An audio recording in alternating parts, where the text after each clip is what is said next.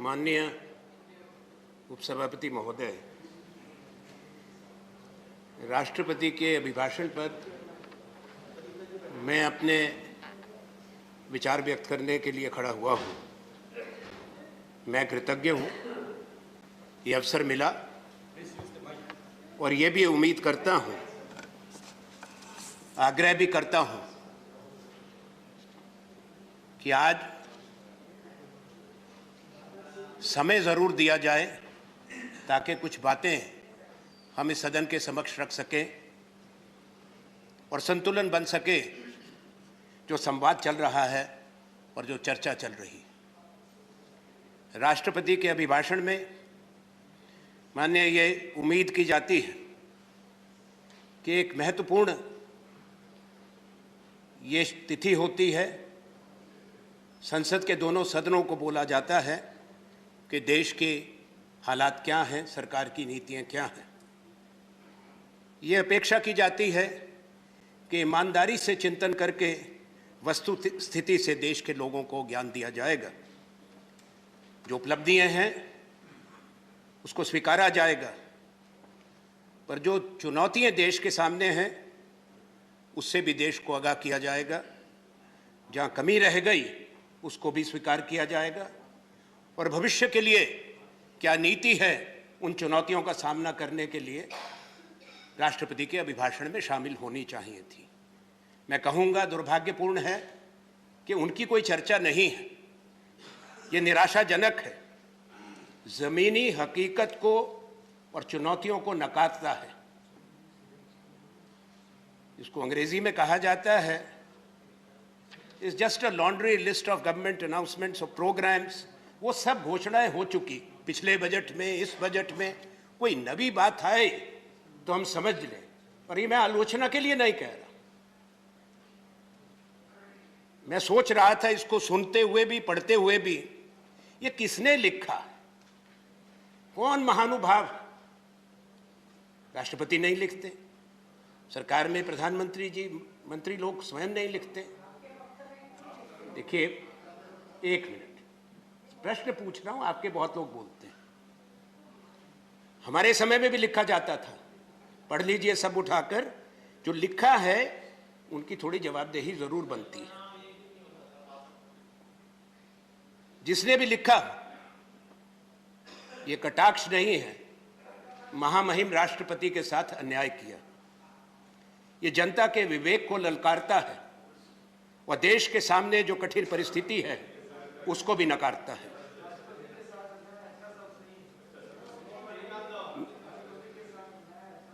शायद समय आ गया है वस्तु स्थिति को देखते हुए सामूहिक चिंतन का, और जहां कई कमियां रह गई हैं उसमें कोई हर्ज नहीं है, उस पर पश्चाताप भी होना चाहिए। एक तस्वीर दिखाई गई है, एक सुनहरी तस्वीर। अगर ऐसा ही कहते हैं तो मैं बैठ जाता हूं। अगर ये ऐसे ही टोका टोकी करेंगे मैं बैठ जाता हूं। If you have a point of order, बैठ जाते हैं। Mr. Poddar, if you have a point of order, you can raise it under the rule. Please. माननीय, एक ऐसी तस्वीर दिखाई गई कि देश बिल्कुल चिंता मुक्त है, खुशहाल है, विश्व में आर्थिक प्रगति में पहले नंबर पर है। हर मोर्चे पर भारत कामयाब है। ऐसा हो ये हम सब चाहते हैं। देश सबका है, ये आपका ही नहीं है, हमारा ही नहीं है, ये साझा देश है। कोई नहीं चाहता, चाहे सरकार के है या विपक्ष के, कि हिंदुस्तान आगे ना बढ़े। तो कृपा करके ये गहरी जो लकीरें खींची जा रही हैं इसको बंद कीजिए। हम भी चाहते हैं हिंदुस्तान आगे बढ़े, आप भी और हम भी। अब देखिए, अगर ऐसे चलेगा तो मुश्किल।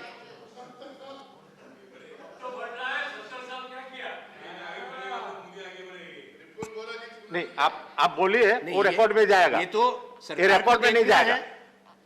अगर Whatever you say now will go on record. Interruptions will not go on record. ना, ऑन रिकॉर्ड नहीं, हमारा समय तो खा रहे हैं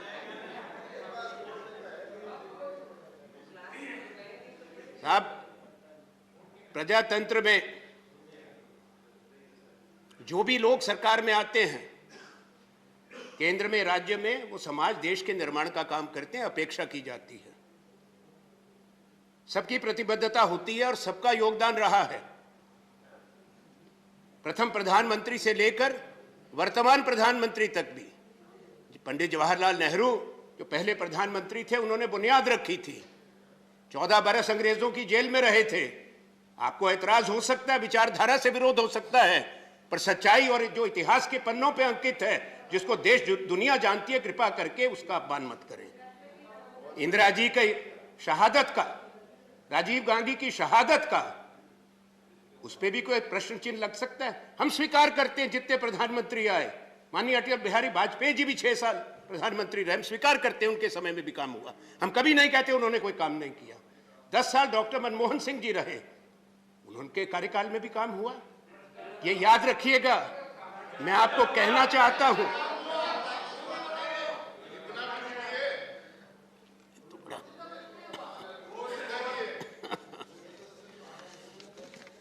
सुनिए, प्रजातंत्र में 2 पक्ष हो सकते हैं और आवश्यक है। एक सोच, एक विचारधारा संसदीय प्रजातंत्र में कभी नहीं हो सकती, ना होगी। एक दृष्टिकोण पे देश नहीं चलता, ना समाज बनता है। भारत बड़ा राज्य, बड़ा देश, प्राचीन देश है। सोच अलग हो वो ठीक है, पर एक दूसरे को छोटा दिखाना और अपने से पहले लोगों को अपमानित करना ये उचित नहीं है। मैं इतना ही निवेदन करना चाहता हूं। भारत का उदय 2014 में नहीं हुआ, और जहां हम पहुंचे हैं, यह 8 साल का सफर नहीं है, 74 साल का सफर है।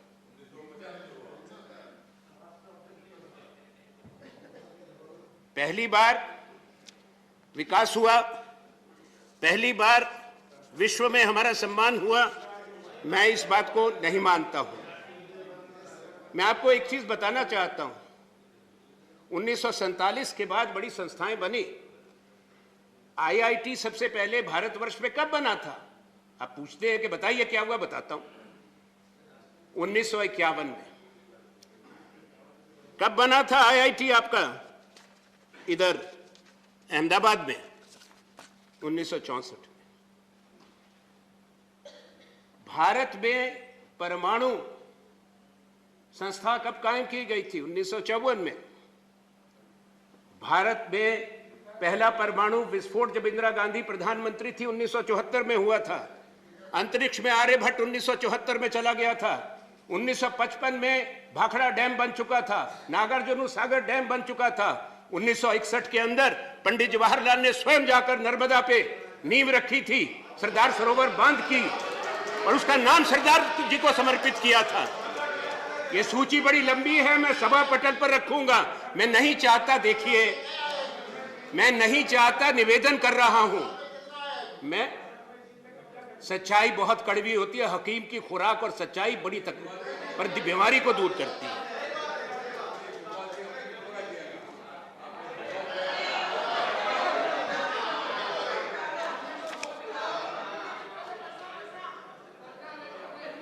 माननीय, मैं एक चीज कहना चाहूंगा आज सदन में, और इस चीज को आपसे निवेदन करता हूं। शायद मेरा ये अंतिम वक्तव्य है। मैं हाथ जोड़ के कहता हूं, बोलने दीजिए। बस इतना कहूंगा, उसके बाद आपके विवेक पर छोड़ता हूं।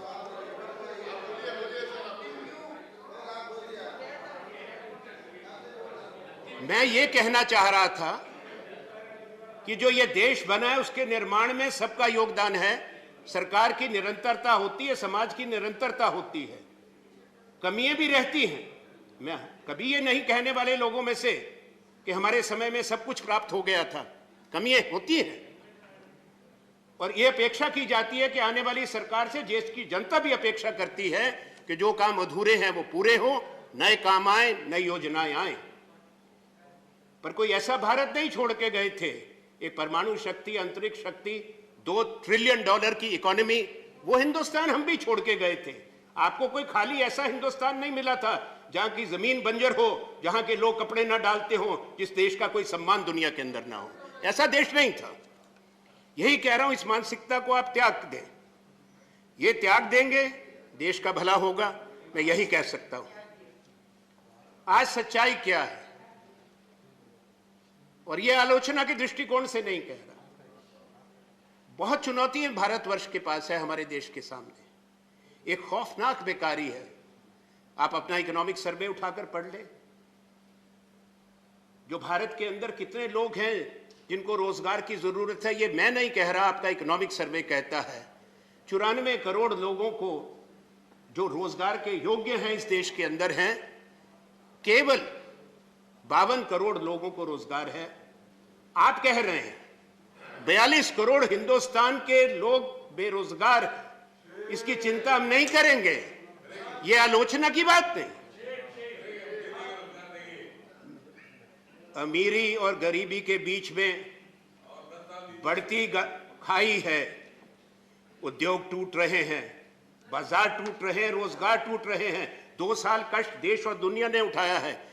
हम इतने गैर जिम्मेवार नहीं ये कहें कि कोरोना वायरस को आपने टेलीफोन करके बुलाया, पर यह वास्तविकता है।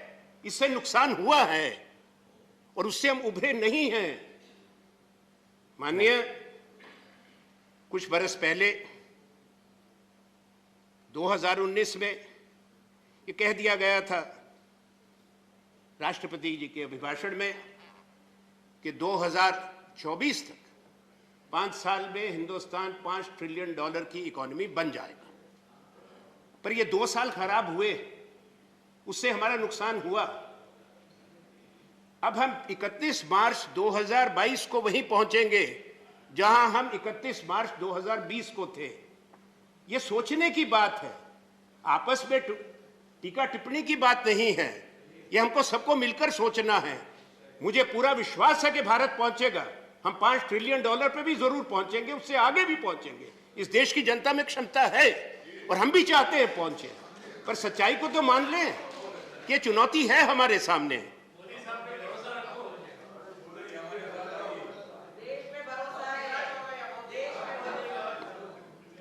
मैंने ये बात इसलिए कही कि भारत सबसे नौजवान देशों में से है। हमारी मीडियन एज 28 बरस की है। इसलिए हमारी ये शक्ति भी है, ये चुनौती भी है कि अगर समाज में स्थिरता रखनी है, शांति रखनी है, इन नौजवानों के लिए अवसर पैदा करने होंगे। हम ये चीज स्वीकार नहीं कर सकता हमारा समाज कि अगर अमीर और गरीब के बीच में खाई बढ़ती जाए। 1% भारतवासियों के पास देश का 42.5% पैसा है, पूंजी है। 10% के पास 74.3% इस देश का पूंजी है। और जो गरीब 50% हैं, उनके पास 2.8% देश का पैसा है। ये आनंद शर्मा नहीं कह रहे, कांग्रेस पार्टी नहीं कह रही, आपकी सरकार के आंकड़े बोलते हैं। इसलिए सोचें, जो मैं कह रहा हूं उसको गौर करें और स्थिति को सुधारने के लिए सामूहिक प्रयास करें जो राष्ट्रहित में हो और देश के भविष्य में हो। महोदय, राष्ट्रपति के अभिभाषण में सरकार की जहां उपलब्धियों का जिक्र है, एक बात मैं कहना चाहता हूं इस सदन में। जो 2-3 मैंने बातें कही, आज 1/3 इंडस्ट्रियल कैपेसिटी इज आइडल, बेकार पड़ी है हमारे देश में। पर ना तो प्रोडक्शन है और डिमांड और सप्लाई का एक बहुत बड़ा चुनौती हिंदुस्तान के सामने है। किसी ने चर्चा नहीं की कि भारत देश में कर्जा बढ़ गया है। डेट टू जीडीपी रेशो 90% है भारत का, 90%। मैं बजट पे नहीं बोल रहा हूं, तो यहीं पे अपनी बात रोकता हूं। हमारे साथी बजट पे बोलेंगे, माननीय वित्त मंत्री जी, उनका सम्मान करते हैं। जब वो बोलें, इसके बारे में थोड़ा ज्ञान दें कि उसके लिए हम क्या करने जा रहे हैं, ताकि सरकार चले। जो हमारे आज़ादी के बाद बड़े संगठन बने थे, संस्थाएं बनी हैं, उनको बेचकर नहीं ये घाटा पूरा होगा, उन संस्थाओं को बचाकर और आर्थिक विकास से ये घाटा पूरा होगा, कर्जा पूरा होगा। मैं शिक्षा पे, स्वास्थ्य पे, बहुत साथी बोल गए, नेता प्रतिपक्ष भी बोले, हमारी तरफ से और साथी बोले, जवाहर सरकार जी बहुत अच्छा बोले, मैं स्वीकार करता हूं, इसलिए मैं दोहराऊंगा नहीं। मुझे चिंता है महोदय, सदन को भी होनी चाहिए कि राष्ट्रीय सुरक्षा का, नेशनल सिक्योरिटी का कोई जिक्र नहीं है। सीमाओं पे जो तनाव है उसका कोई जिक्र नहीं है माननीय राष्ट्रपति जी के अभिभाषण में। लद्दाख से लेकर अरुणाचल तक, मैं भी एक सीमावर्ती राज्य में पैदा हुआ और वहीं से आता हूं। हमारी भी सीमा तिब्बत से, चीन से लगती है, इसलिए ये बात कहता हूं। हमारे यहां से ही फौज जाती है, मनाली लेह रोड से जाती है, भारत की सेना जाती है। रोहतांग अटल टनल बन गई है, उससे थोड़ा फायदा हो गया, वो काम पूरा हुआ, बधाई है, देश के लिए भी अच्छी बात हुई। ये काम पुराना शुरू किया था, समय लगता है इतने बड़ी योजनाओं को बनाने में, पर 1 लाख फौज चीन की फौज के आमने सामने खड़ी है। आप सबको कहता हूं, क्या अखबार वाले को पता है, बाहर के देश के लोगों को जानकारी दी जाती है, सबसे बड़ा प्रजातंत्र है, क्या हमारे देश की संसद को ये नहीं जानकारी मिलनी चाहिए? क्या संसद में चर्चा नहीं होनी चाहिए? 1962 में पहली बार के चुने हुए आए एक नौजवान अटल बिहारी वाजपेयी जी ने, युद्ध चल रहा है सीमाओं पर, हिमालय में लोग मर रहे हैं, पर फिर भी उन्होंने सदन बुलाया, चर्चा हुई, युद्ध के दौरान हुई। इस सदन को आश्वस्त किया गया था, माननीय रक्षा मंत्री जी ने, इस सदन का रिकॉर्ड देखा जाए, उन्होंने कहा था कि नेताओं को बुला के इन कैमरा ब्रीफ करेंगे, हमने स्वीकार किया था, वो भी नहीं हुआ। कृपा करके स्थिति को आप देखें, सोचें। माननीय पैरा 3 में नेताजी सुभाष चंद्र बोस का जिक्र है, हम सब सम्मान करते हैं। नेताजी बड़े नेता थे, उनका योगदान था, उनकी कुर्बानी थी, उनकी तपस्या थी। इतिहास तो नहीं नाम हटा सकते। मुझे भी खुशी है कि नेताजी सुभाष चंद्र बोस 2 बार भारतीय राष्ट्रीय कांग्रेस के अध्यक्ष थे, 1938 और 1939 में जब चुने गए थे। आपने बात करी कि नेताजी की बड़ी प्रतिमा होगी और 23 तारीख से अब गणतंत्र दिवस का सेलिब्रेशन शुरू होगा। बधाई हो, धन्यवाद हो, हमको सबको खुशी, पूरे देश को खुशी। पर एक चीज कहूंगा कि इंडिया गेट जो है उस पे अमर जवान ज्योति, वो बांग्लादेश की युद्ध में जो हजारों भारत के सैनिक शहीद हुए थे उनको समर्पित थी। अब उसको हटा दिया, कहा मर्ज कर दिया गया। क्यों क्यों क्यों हुआ? देखिए, 1 मिनट मैम, हमने सब देखा, ज्योति मर्ज होती है। हम भी घर में, मैं घर के बाहर अपने संविधान को अपना धर्म ग्रंथ मानता हूं, पर घर में मैं पूजा पाठी हूं, I am a practicing Hindu. तो मुझे मालूम है कि फ्लेम मर्ज नहीं होती, जब ज्योत जलती है वो ज्योत वहीं जलती है, जिस सम्मान के लिए, जिनको याद करने के लिए जली थी वो वहीं जलती थी। अब ये कहा गया कि ये इंडिया गेट जो है ये कॉलोनियल रेलिक है। कॉलोनियल रेलिक, अब ये भी सच्चाई है कि हमारा देश लंबे समय तक अंग्रेजों की कॉलोनी था, गुलाम था, पर वहां पे जो नाम अंकित हैं हजारों भारत के सैनिकों के जो प्रथम विश्व युद्ध में शहीद हुए, उनको सम्मान करें। वो मर्सिनरी आर्मी नहीं थी जो ब्रिटिश इंडियन आर्मी थी। प्रधानमंत्री जी भी जाते हैं, हमारे राष्ट्रपति जी भी जब बाहर, जो स्मारक बने हैं यूरोप में, वीरता की गाथाएं हैं उन सैनिकों की हिंदुस्तान के, जब हिंदुस्तान आजाद नहीं था उन्होंने सिद्धांत पे जाके जहां काम करते थे, युद्ध लड़े और अपनी कुर्बानियां दी, उसको भी सोचें। और अगर मैं आपके तर्क को मान लूं, अगर मैं मान लूं आपके तर्क को महाशय महोदय, तो फिर क्या कहें? तो जहां आप बुत बनाएंगे, लगाएंगे, वो क्या कॉलोनियल रेलिक नहीं है? वो कहने की सोचिए, वहां भी तो किंग जॉर्ज की मूर्ति थी ना, तो ये इंडिया गेट कॉलोनियल रेलिक है, तो वो भी तो कॉलोनियल रेलिक है। मैं सदन को कह रहा हूं, इसको थोड़ा कृपा करके इस पे गौर करें। Please start winding up. Please start winding up.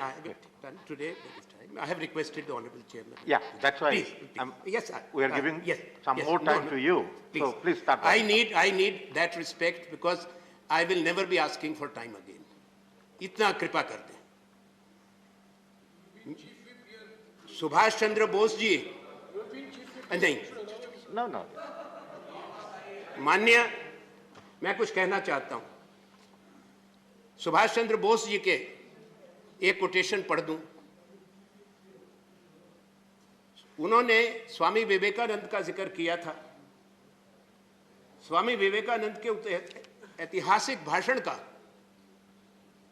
जो 11 सितंबर 1893 9/11/1893 which he delivered in Chicago, the brothers and sisters of America. And Subhash Chandra Bose ji has said, the foundation of the present freedom movement owes its origin to Swamiji's message. If India is to be free, it cannot be a land specially of Hinduism or of Islam. It must be one united land of different religious communities, inspired by the ideal of nationalism. And for that, Indians must accept wholeheartedly the gospel of harmony of religions, which is the gospel of Ramakrishna Vivekananda. Unquote. मैंने ये बड़ा सोच के पढ़ा। जब नेताजी का स्मरण हो रहा है, नेताजी की सोच क्या थी उसको भी देखें। मैं आज सदन को यह भी बताना चाहता हूं कि पिछले 125 साल में हम देख लें, 11 September has a meaning. There were 4 9/11s. The first was what I have read, 1893 Chicago, where there was a message of humanity, brotherhood, harmony. The second 9/11 was 9/11/1906, when Mahatma Gandhi launched the first Satyagraha from the Empire Theatre in Johannesburg and used that potent weapon to guide India and lead India to defeat the British Empire. The third 9/11 was in 9 सितंबर 1973, जब chilli में LNA की सरकार को हटा दिया गया, हजारों लोग मार दिए गए, मिलिट्री कू हो गया। और चौथा 9/11 था 2001 में न्यूयॉर्क में, जब बम का हमला हुआ था, ट्विन टावर तोड़ दिए गए थे, हजारों लोग मार दिए गए थे। मैंने क्यों कही ये बात कि 9 सितंबर अगर 4 बार दुनिया के सामने आया तो 2 बार प्यार और मानवता का, अहिंसा का संदेश लेके गया। वो भारत से गया, स्वामी विवेकानंद और महात्मा गांधी। नेताजी सुभाष चंद्र बोस ने, मैं सदन के सामने रखना चाहता हूं, 2 अक्टूबर 1943 को आजाद हिंद रेडियो स्टेशन से भारत के लोगों को संबोधित किया था, और उसमें उन्होंने पहली बार बापू को, महात्मा गांधी को फादर ऑफ द नेशन कहा था। हम कहते हैं father of the nation. Who called him the father of the nation? Netaji Subhash Chandra Bose called him. Azad Hind Fauj में 4 ब्रिगेड थी। सुभाष ब्रिगेड थी, नेहरू ब्रिगेड थी, गांधी ब्रिगेड थी, आजाद ब्रिगेड थी। ये नेताजी थी। तो मैं यही कहता हूं, हमने एक इस सदन में बैठे हैं, सबने संविधान की हमने शपथ ली है, चर्चा है और होनी भी चाहिए थी। ये चर्चा है कि बाबा साहब अंबेडकर का जिक्र है, और सही कहा गया माननीय राष्ट्रपति जी के अभिभाषण में कि कैसे भारत का दर्शन और सोच बाबा साहब अंबेडकर की थी। पर क्या कहा है जो माननीय राष्ट्रपति जी के अभिभाषण में है? सिर्फ अंबेडकर जी का नाम नहीं लेना चाहिए, सिर्फ ये नहीं कहना चाहिए कि उन्होंने ये कहा था, उसको हम अपनाएं, ग्रहण करें उस मार्ग पर चलें। आज जो लकीरें खिंच रही हैं, जो बंटवारे की बात हो रही है, जिस तरह की छवि जा रही है, ये मैं बड़ी महत्वपूर्ण और अंतिम बात रख रहा हूं। जिस तरह की देश के कुछ हिस्सों में घटनाएं हो रही हैं, अंग्रेजी की बात नहीं, अंग्रेजी में तो 2 शब्द कह दिए, हेट स्पीच।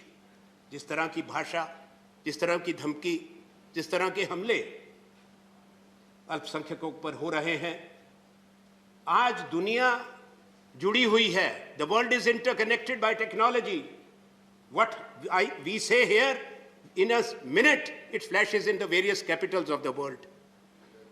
दुनिया की राजधानियों में ये सवाल पूछे जा रहे हैं, क्या ऐसा होना चाहिए भारत देश में?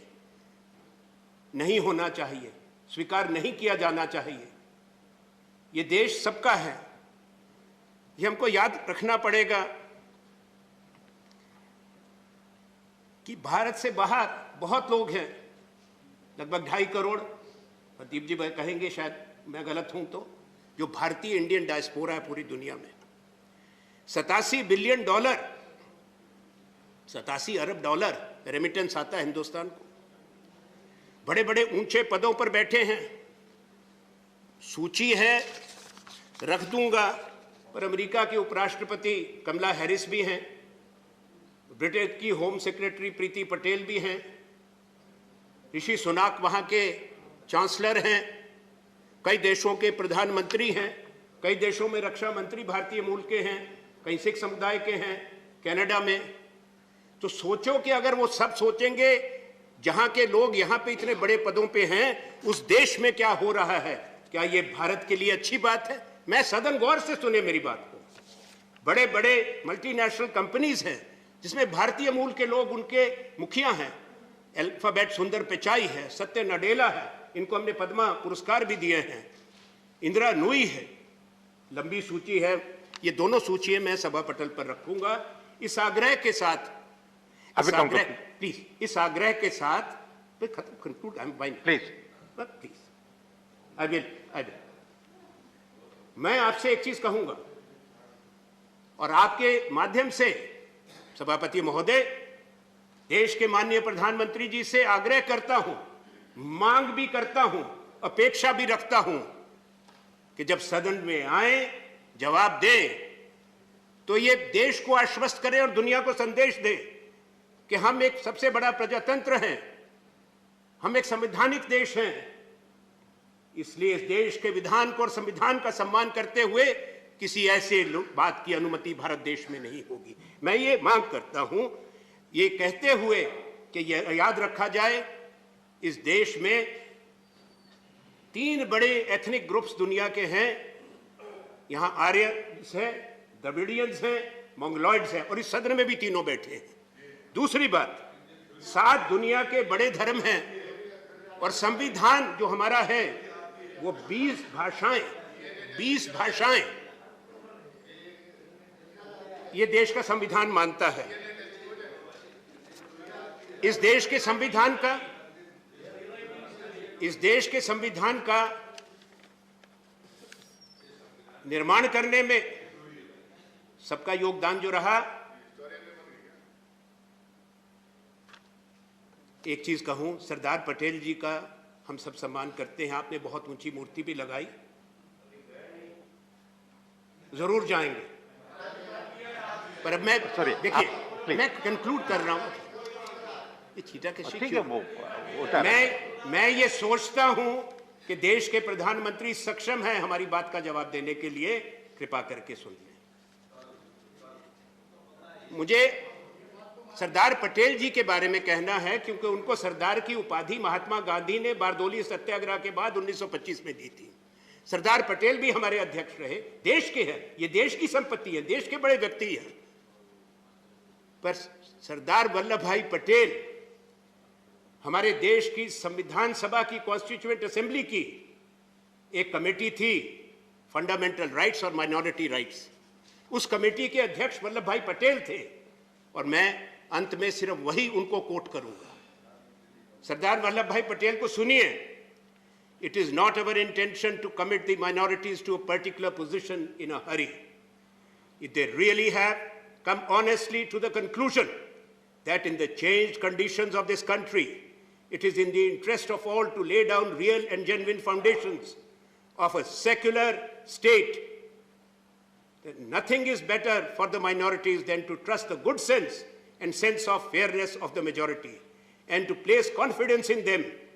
So also it is for us who happen to be in a majority to think about what the minorities feel and how we in their position would feel if we are treated in that manner in which they are treated. ये 25 मई 1949 को वो committee की report जब रखी उन्होंने पेश करी, ये उन्होंने कहा है। मैं आपसे अंत में यही कहना चाहता हूं, मैं कोई दोष नहीं दे रहा, जो ऐसी सोच के कुछ कई लोग हैं, कुछ संगठन हैं जो घृणा फैला रहे हैं, जो हिंसा करते हैं, वो किसी का हित नहीं करते। हम नहीं चाहते भारत की ऐसी छवि हो, हम वही चाहते हैं जो विवेकानंदा जी ने कहा था, हम वही चाहते हैं जो सुभाष चंद्र बोस ने कहा था, हम वही चाहते हैं जो दर्शन गांधी जी का था। तो कृपा करके उसको बचा के रखें। अगर ये दूसरा दर्शन हुआ, बड़ा खतरनाक है। कल लता जी को सारे देश ने, प्रधानमंत्री जी ने, सब नेताओं ने, सब दलों ने अपनी श्रद्धांजलि दी। वो उनकी आवाज़ देश की आवाज़ थी। हम सब उनको सुन के बड़े हुए। उस गाने को मुझे याद है, हमने तो तब सुना था जब सबको रोते देखा, अपने पिता और दादा को भी, ए मेरे वतन के लोगों। और आज सुबह मैं सोच रहा था, अंत में यही कहूँगा कि उनको भी ग्रहण कर लें, क्योंकि आज जो कुछ सोच है तो उस गाने को भी दोबारा लिखेंगे कि शहीद, कुर्बानी, ये शब्द क्या, तो ये रोकते हैं इस बात को। मैं अंतिम शब्द में यही कहूंगा, अपनी वाणी को विराम देते हुए, ये हम सबका देश है, हम सबको बनाना है, हम सबको आगे लेके जाना है। आप ठीक काम करेंगे, आपको सहयोग भी होगा, आपको शुभकामनाएं भी, पर सबको मिलके इसके बारे में सोचें। अगर नहीं सोचेंगे, अगर बच्चों के दिमाग में, नौजवानों के दिमाग में ये लकीरें खींचती जाएंगी, ये भारत की आत्मा पर घाव होगा, जख्म होगा, जिसकी कीमत देश को चुकानी पड़ेगी। धन्यवाद। धन्यवाद।